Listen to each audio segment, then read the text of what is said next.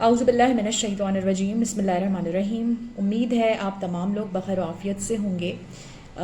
आज की जो मेरी वीडियो है बेसिकली उसमें मैं डिस्कस करने जा रही हूँ आपसे 3 पॉइंट्स, जिसमें आपके पीरियड्स अगर लेट होते हैं तो, अगर आपके पीरियड्स मिस होते हैं और अगर आपके पीरियड्स इरेगुलर हैं, ये तीनों चीज़ें जो हैं वो किसी भी फ़ीमेल के साथ पीरियड्स के साथ रिलेटेड हो सकती हैं। तो उसमें कुछ पॉइंट्स हैं, कुछ रीजंस हैं जो कि स्टार्ट होते हैं स्ट्रेस से और फिर कुछ सीरियस मेडिकल कंडीशंस की तरफ जाते हैं।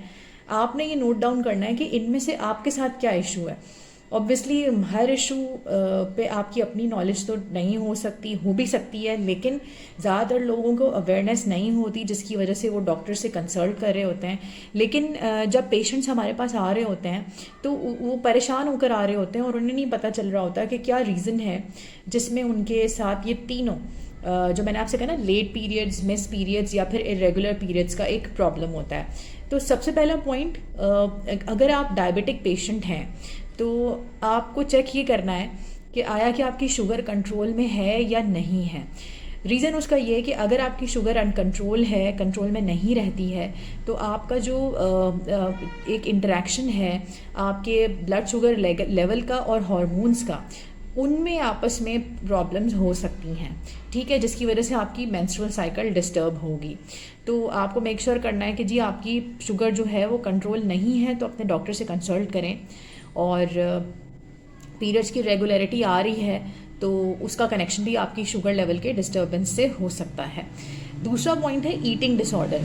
ईटिंग डिसऑर्डर में दो चीज़ें हैं, एक इशू होता है एनोरेक्सिया का और एक इशू होता है ब्यूलीमिया का, ठीक है। अगर मैं सही वो कर रही हूँ प्रोनाउंस, ब्यूलीमिया एनोरेक्सिया कहते हैं। बेसिकली अगर आप डाइट में, मतलब लाइक फॉर इंस्टेंस आप बहुत ही कम खा रहे हैं, ठीक है, और जिसमें आपको नहीं पता चल रहा कि जी आपकी बॉडी में जो इनफ न्यूट्रिएंट्स जाना चाहिए उसका लेवल नहीं है, ठीक है, इसको कहते हैं एनोरेक्सिया, ठीक है। लैक ऑफ, आपको जो है वो भूख नहीं लग रही, क्या कहते हैं, लैक और लॉस ऑफ डाइट, इसको कहते हैं एनोरेक्सिया इन एक्चुअली। एक ये कंडीशन होती है। दूसरी कंडीशन होती है ब्यूलीमिया, जिसमें ख़तरनाक हद तक आपको खाने की बीमारी लग जाती है। तो ये दोनों कंडीशंस ही ख़राब है। इसके अलावा तीसरी कंडीशन क्या होती है कि आप अपनी बॉडी में इनफ न्यूट्रिएंट्स नहीं डाल रहे।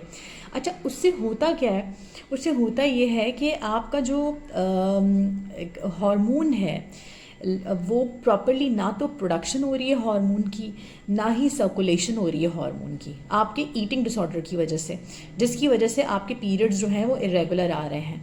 तो ये भी एक पॉइंट है ईटिंग डिसऑर्डर, इसको भी मेक श्योर करें। इसके अलावा एक और पॉइंट है जिसको हम कहते हैं हाइपरप्रोलेक्टिनीमिया। हाइपरप्रोलेक्टिनीमिया बेसिकली एक मेडिकल टर्मिनोलॉजी है।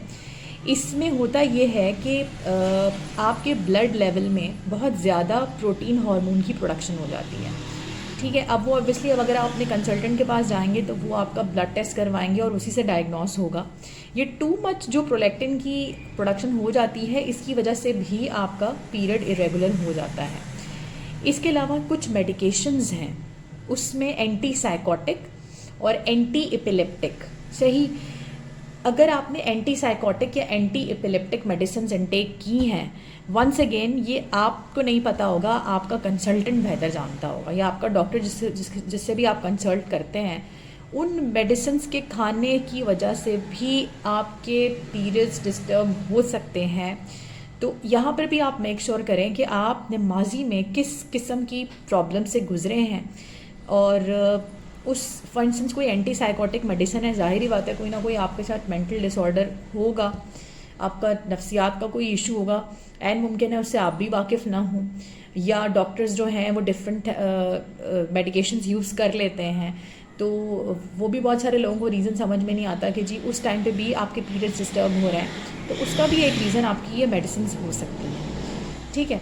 अच्छा, इसके अलावा पीसीओज का क्या है, पीसीओज में क्या होता है, पीसीओज में आपको इम्बैलेंस सेक्स हार्मोन्स की वजह से आपको पीसीओज हो जाता है। अब ये पीसीओज भी एक बीमारी है, आपको पता है ऑब्वियसली, ये फीमेल्स की ओवरी से रिलेटेड इशू है, इसमें बहुत सारे सिम्टम्स आते हैं। मेरा इस पर एक वीडियो भी बना हुआ है, आप वो देख सकते हैं।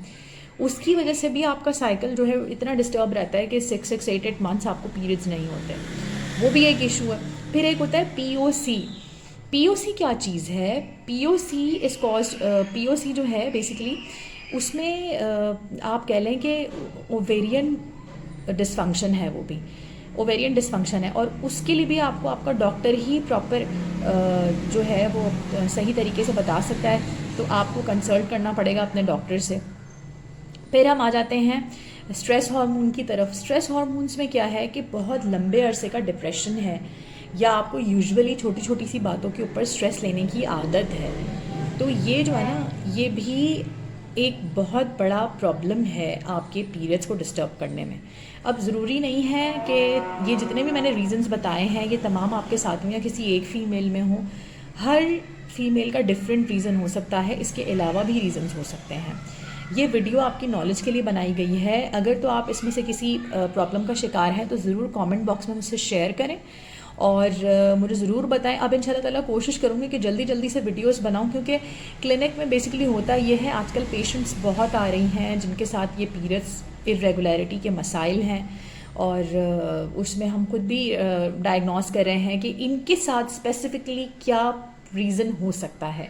तो आपने मुझे रखना है अपनी दुआओं में याद, और मैसेज ज़रूर कीजिएगा, और अपना इशू मुझसे कंसल्ट कर सकती हैं आप। तमाम डिटेल्स आपको डिस्क्रिप्शन में बता दी जाएंगी। अपना रखिए ढेर सारा ख्याल। इंशाल्लाह ताला नेक्स्ट वीडियो तक के लिए इजाज़त दीजिए। फ़ी अमान अल्लाह।